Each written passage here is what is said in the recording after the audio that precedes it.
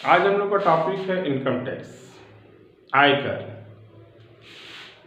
Income tax भी government का revenue का एक सोर्सेज है।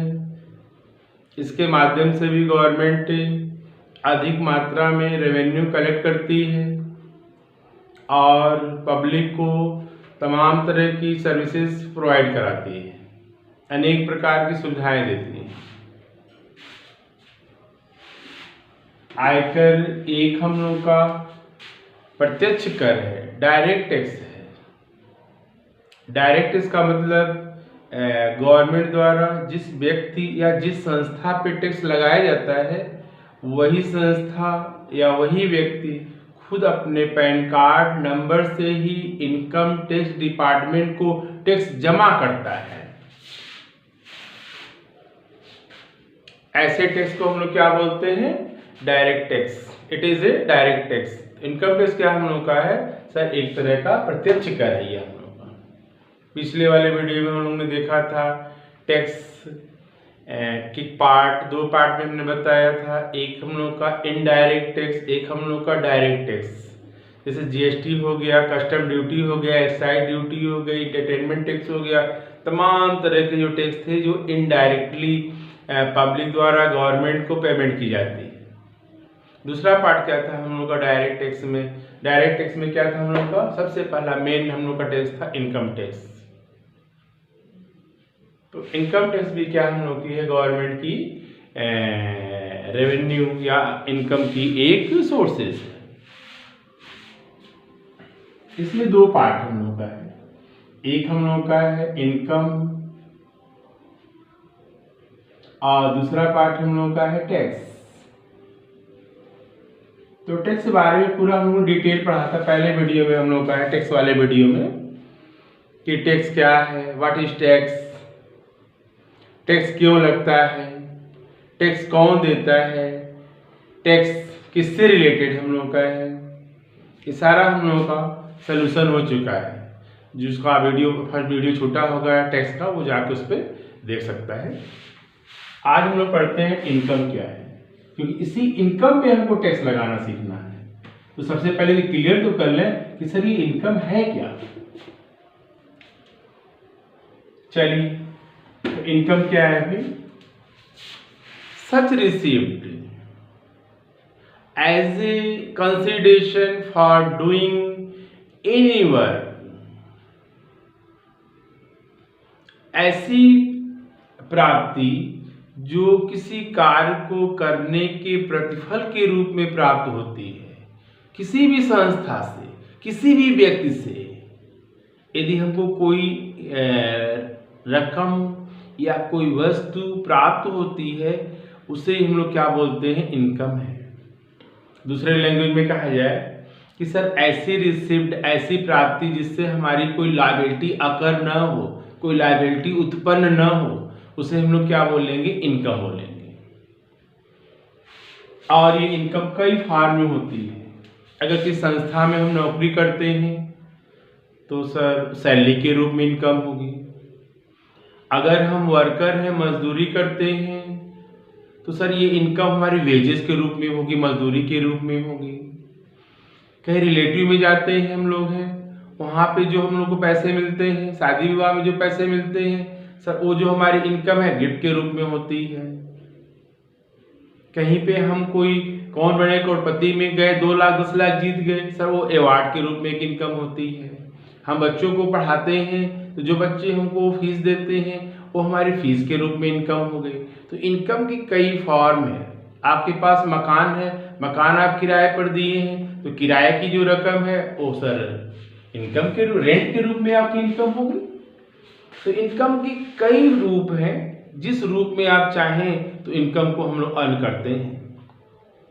तो इनकम क्या है? सर ऐसी प्राप्ति जिससे हमारी कोई लायबिलिटी कोई लायबिलिटी उत्पन्न नहीं होती है, साथ में सर किसी कार्य को करने के बाद हमको प्राप्त होती है। ऐसे सभी प्राप्तियों को हम लोग क्या बोलते हैं? इनकम करते हैं। तो इनकम जैसे किसी संस्था में नौकरी करते हैं, सैलरी क्या हमारी इनकम है। मामा नानी के वहाँ गए, वहाँ से हमको 500-200 रुपये मिला, वो हमारी इनकम है। रास्ते में बटुआ गिरा हुआ मिल गया, उसमें से 2000 रुपये निकला, वो हमारी इनकम है। बच्चों को आप पढ़ाते हैं, जो फीस मिलती है वो हमारी इनकम है। चोर चोरी करता है, वो उसकी इनकम है। मजदूर मजदूरी करता है, वो उसकी इनकम है। अभी पीछे बताया इनकम की क्या सारी फॉर्म है। तो इस इनकम पे सर क्या उसकी टैक्सेबल अमाउंट होगी, सर उसकी क्या प्रोविजन है। जैसे रूम किराए पर दिया है तो क्या पूरे किराए की रकम ही उसकी इनकम होगी, कि सर किराए वाले मकान के संबंध में कुछ खर्चे करते हैं, उसको घटाने के बाद जो हमारी अमाउंट बचेगी वो हमारी इनकम होगी। तो इससे तो इनकम के कितना टैक्सेबल होगा, उसके रिगार्डिंग इनकम टैक्स ने सारे इनकम को 5 हेड में डिवाइड कर रखा है। जिसे हम लोग टाइप्स ऑफ इनकम हेड भी बोलते हैं, कि आय के शीर्षक के प्रकार।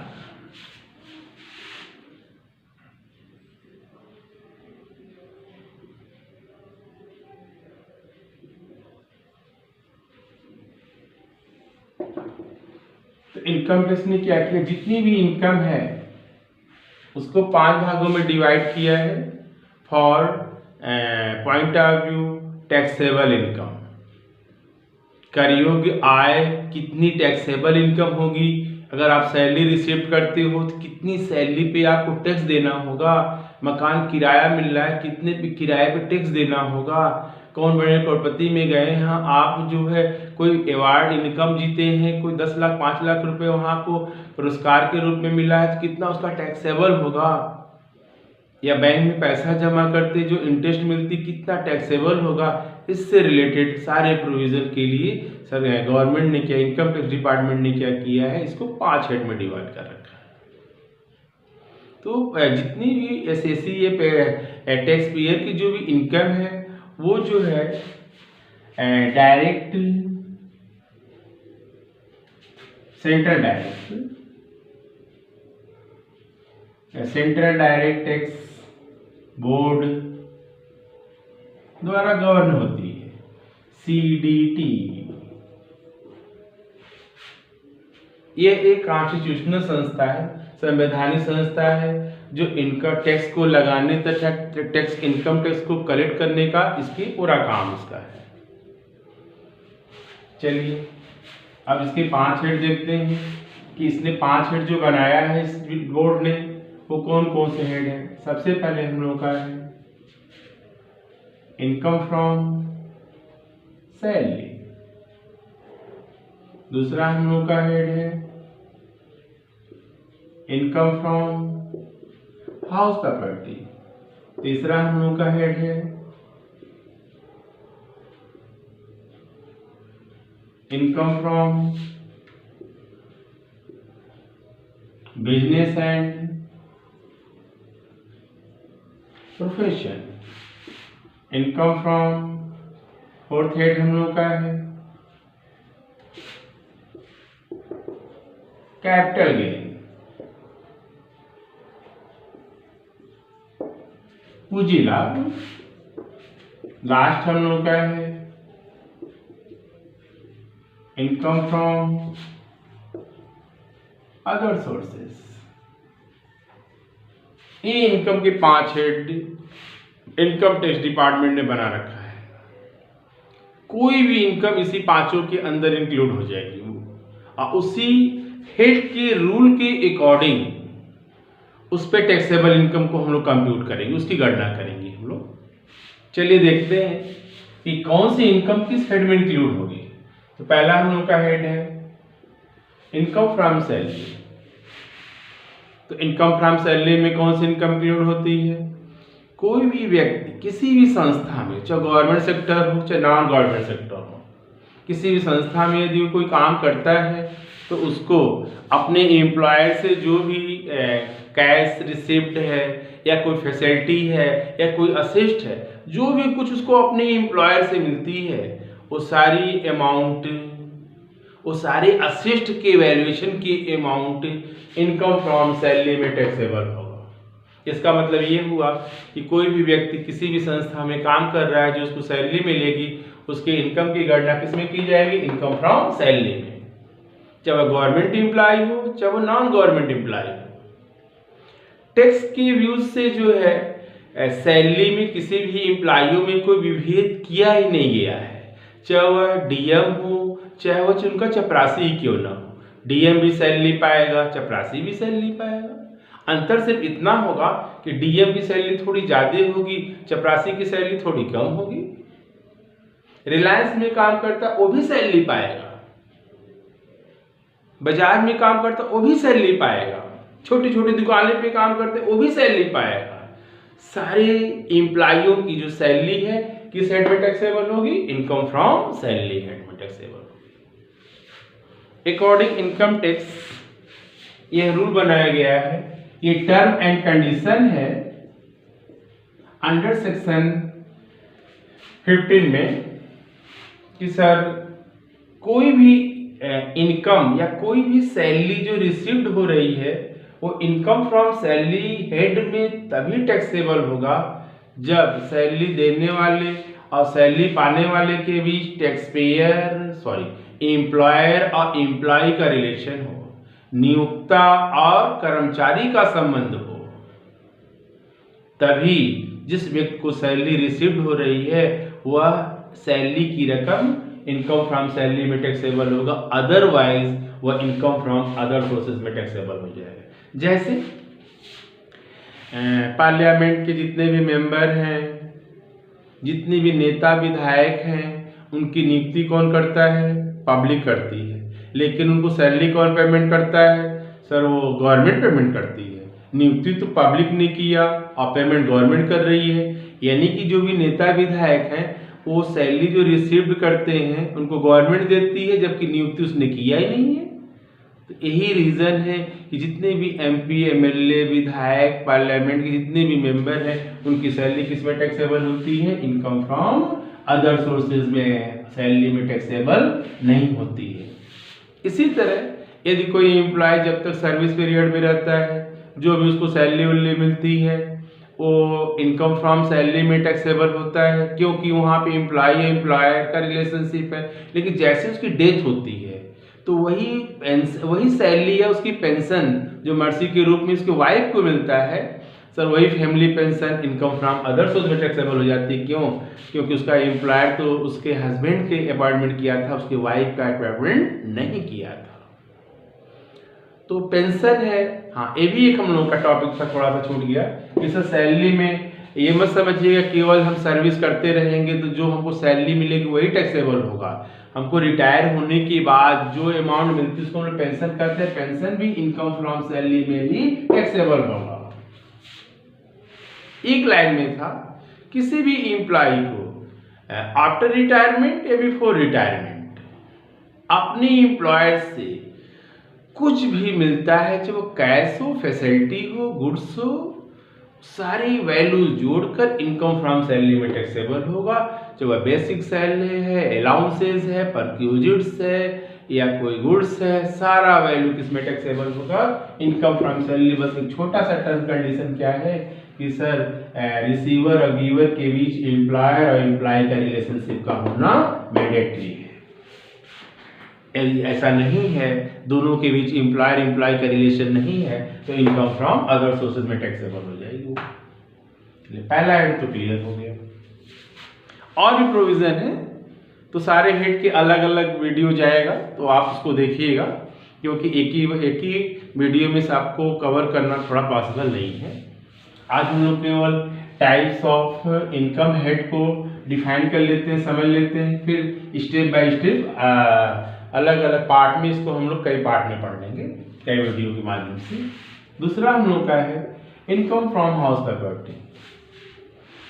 बहुत से ऐसे व्यक्ति होते हैं जिनके पास एक या एक से अधिक मकान है, उस मकान को वह पार्टली या फुल्ली किराए पर उठा दिया हुआ है, तो उसको किराएदार से जो रकम किराए के रूप में प्राप्त होती है वह किराए की रकम इनकम फ्रॉम हाउस प्रॉपर्टी में टैक्सेबल होगी।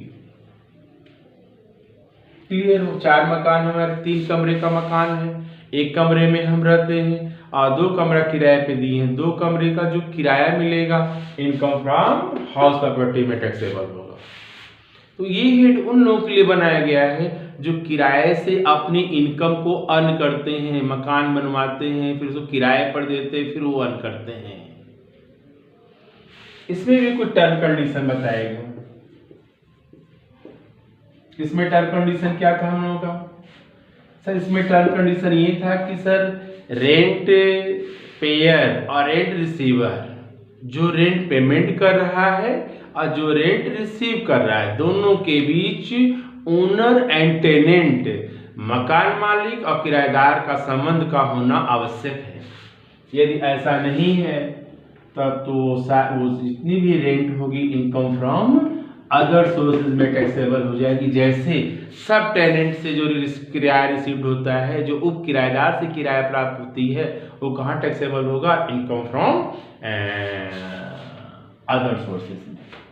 जैसे ए ने, मिस्टर ए के पास 3 कमरे का एक मकान है, उसने बी को किराए पर दे रखा, कितने में? 15,000 रुपए में।